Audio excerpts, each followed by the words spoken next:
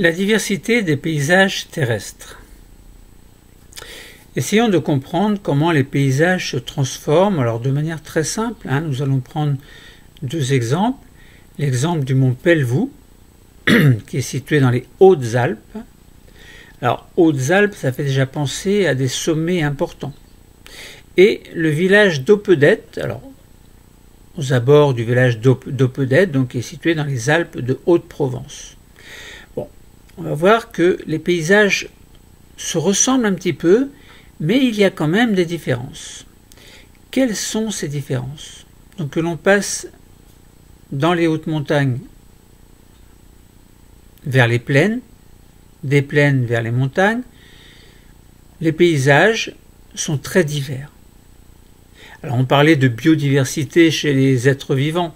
Là on ne va pas parler de biodiversité, mais on parlerait plutôt de géodiversité. Ça veut dire de diversité au niveau de la Terre, c'est-à-dire diversité des paysages. Les paysages se transforment, on a l'impression que rien ne bouge. Évidemment, si on regarde, on prend la montre, on regarde d'une minute à l'autre, bon, les choses ne bougent pas beaucoup. Mais si on regarde au fil du temps, donc sur 10 ans, 20 ans, 100 ans, 1000 ans, plus encore, eh bien on s'aperçoit que les paysages varient, ils évoluent. Ils ne sont jamais les mêmes d'un instant à l'autre. Bon.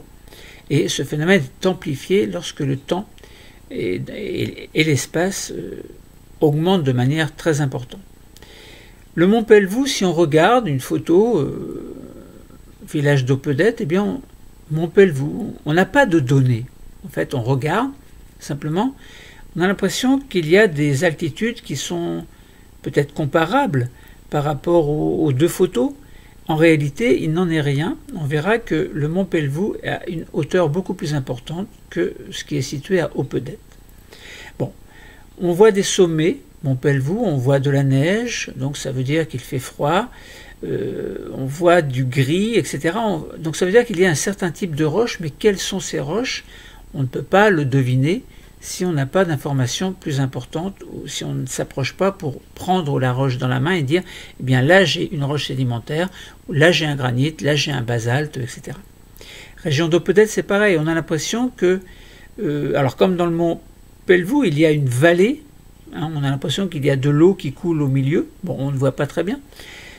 Sur cette photo, alors on ne voit pas très bien volontairement, je pose les problèmes pour une question de curiosité, dire bon, je vois quelque chose mais j'ai envie d'en savoir plus.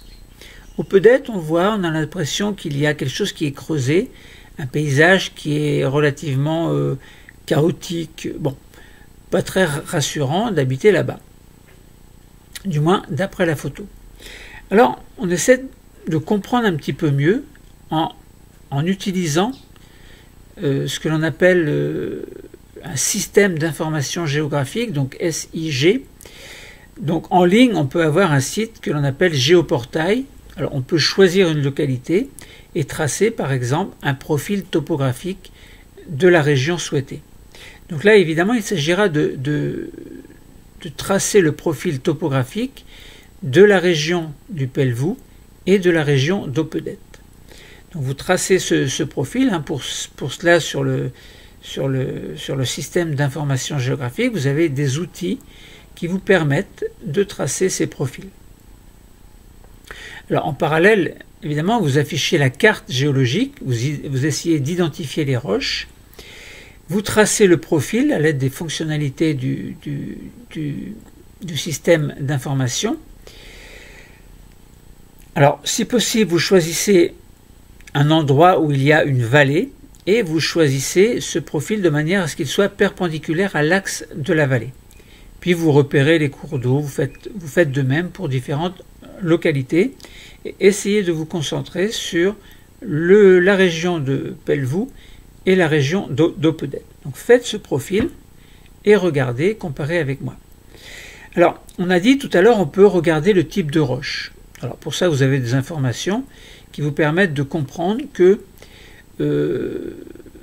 du côté de Pelvoux, on a des roches qui sont plutôt de type granitique. Ce sont des roches magmatiques en fait.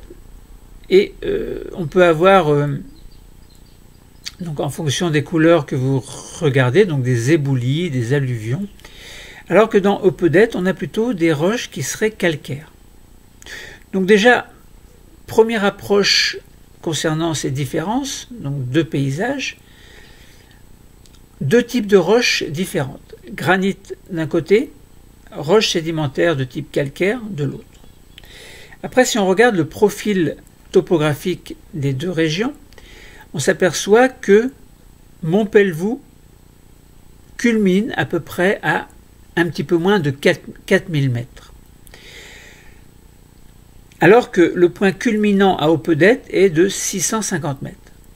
Donc déjà, on voit une différence importante. Tout à l'heure, quand on regardait les photographies, on disait on a l'impression que c'est même hauteur, on ne sait pas trop, etc. Eh bien non, là, on s'aperçoit que le Montpelvoux est beaucoup plus élevé que la région d'Opedette. Donc l'altitude est beaucoup plus importante. Troisième, alors on a vu donc les roches, l'altitude. Maintenant, concernant la largeur des vallées, on s'aperçoit qu'au Montpelvoux, donc il y a une vallée qui passe au fond d'une vallée, évidemment, et de chaque côté, les versants sont donc forment un angle très large. Bon. Alors que si on regarde du côté d'Opedette, on a une rivière, donc un fleuve, une rivière, voilà, qui coule en bas, et les versants, au contraire, forment un angle très aigu, en fait. Donc c'est la troisième différence. Et si on regarde l'aspect de la surface sur le profil topographique, en fait, on s'aperçoit qu'il y a, alors, c'est pas plat, hein, mais on pourrait dire, bon, il y a une descente régulière. Eh bien non, on a l'impression que c'est un peu chaotique, notamment du côté d'Opedette. On a l'impression qu'il y a des choses qui ont été creusées, que des lignes forment des espèces de montées, des creux, etc. Bon, c'est ce qu'on peut voir sur le profil, parce qu'on n'a pas les détails du profil. Maintenant, pour avoir le détail de ce que l'on perçoit, de ce que l'on entrevoit sur ce profil, on va aller se placer localement dans la région concernant ce paysage granitique situé dans le massif du Mont Blanc. En fait, par exemple, on a l'aiguille des Drus. On a un granit qui est une roche magmatique qui est typique des continents. Alors ce granit, ça provient d'un magma qui était en profondeur. Ce magma s'est solidifié et est remonté vers la surface pour donner une roche que l'on appelle le granit. Bon.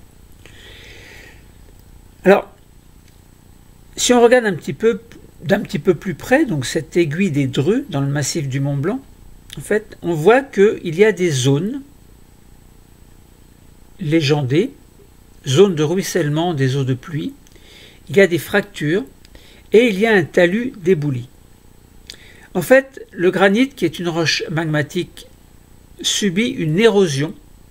Donc ça veut dire que cette aiguille des Drus va subir une érosion. Il va se former donc des fractures, des diaclases qui vont s'élargir avec le temps et tout doucement avec le temps également, donc des petits morceaux vont pouvoir se détacher et tomber en contrebas. Donc ça veut dire qu'il va y avoir une espèce de dislocation progressive du relief qui va faire qu'à partir d'un relief d'origine, il va y avoir une transformation du relief. Le paysage va subir, le paysage va être différent d'un instant à l'autre sur une échelle de temps plus ou moins importante. Alors ces fragments qui tombent peuvent être de n'importe quelle taille, ça peut être des gros blocs, ça peut être un pan entier de montagne qui tombe, ça peut être des petites particules, des petits sédiments. Eh bien tout cela va s'accumuler au pied de la montagne et s'il y a une rivière, un torrent, eh bien tout cela va être emporté vers l'aval. Bon, on parlera dans un autre cours de sédimentation, de formation de roches sédimentaires, détritiques ou biologiques, de type qui serait due à... la formation de sédiments pourrait être due à des êtres vivants également, qui pourraient former des roches sédimentaires. Bon. Mais lorsque l'on parle de sédiments qui vont s'accumuler, qui proviennent en fait de quelque chose qui est granitique, donc d'une roche granitique, on parlera plutôt de roches sédimentaires détritiques, de type détritique. Bon, donc on a des éboulis qui se forment, des sables, des argiles, etc., et qui seront apportés plus ou moins en contrebas. Donc voilà pour l'aiguille des Dreux dans le massif du Mont Blanc. On pourrait faire le parallèle avec le mont Pelvoux, c'est un peu le même principe, il y a du granit, eh bien on suppose que ce granit subit le même type d'érosion. Donc c'était une étape de l'évolution d'un paysage granitique, on parle d'érosion. Voilà, donc transformation du paysage montagnard. Ensuite, si on regarde dans la région d'Opedette, eh bien on va proposer une étape de l'évolution d'un paysage calcaire. Donc on a un plateau calcaire. Le plateau est formé de calcaire, donc de carbonate de calcium, et ce calcaire est une roche sédimentaire, donc qui a été formée dans les océans. Alors, donc ce plateau calcaire est très perméable, il est très sec. Pourquoi ? Parce que ce calcaire va pouvoir se dissoudre sous l'action des eaux de pluie, combiné à l'action du dioxyde de carbone, etc. Donc il va y avoir une espèce de dissolution du calcaire qui va former des espèces de cavités jusqu'à voir, enfin on peut voir en surface en tout cas, ce que l'on appelle des lapiaz. Bon, très impressionnant parce que c'est plein de fractures, on a l'impression que c'est un paysage qui est très chaotique en fait, mais en dehors de chaotique, c'est très diaclasé, entre parenthèses, et avec le temps, évidemment, ces fissures, donc ces espèces de surface type lapiaz, eh bien, vont prendre de l'ampleur avec le temps. Voilà, donc on a également une érosion, évidemment, érosion qui va conduire au fait que ce paysage, donc ce plateau calcaire, va se transformer avec le temps et va devenir un paysage typique de la région d'Opedette. Voilà, nous avons essayé de comprendre comment se transforme un paysage de manière très simple. Bon, il suffit de prendre un exemple. Alors vous allez pouvoir prendre l'exemple de votre région, essayer de reconstituer par exemple son histoire, pourquoi pas, voir quelles roches vous avez, essayer d'établir à partir du site Géoportail, donc à partir d'un système d'information géographique, essayer de construire le profil topographique de votre région, puis approchez-vous, allez voir là où il y a des affleurements, quel type de roche vous avez, il se passe quoi, est-ce qu'il y a un fleuve, est-ce qu'il y a une rivière, est-ce qu'il y a des cours d'eau qui vont faire que ces particules qui vont se détacher vont se trouver emportées, à quel endroit ils sont emportés, que deviennent ces sédiments, puisque les choses qui tombent vont former ce qu'on appelle des sédiments qui vont être emportés et vont se déposer ailleurs et vont pouvoir avec le temps former des roches sédimentaires, alors soit de type détritique, soit de type par exemple carbonate de calcium, qui peut être dû à des êtres vivants. Bon. Nous en parlerons dans un autre cours. Voilà, donc comment se transforment les paysages, la diversité des paysages terrestres. Bon, voilà, à travers l'exemple du mont Pelvoux, du village d'Opedette, on a essayé de comprendre les choses. Le cours est terminé. Merci.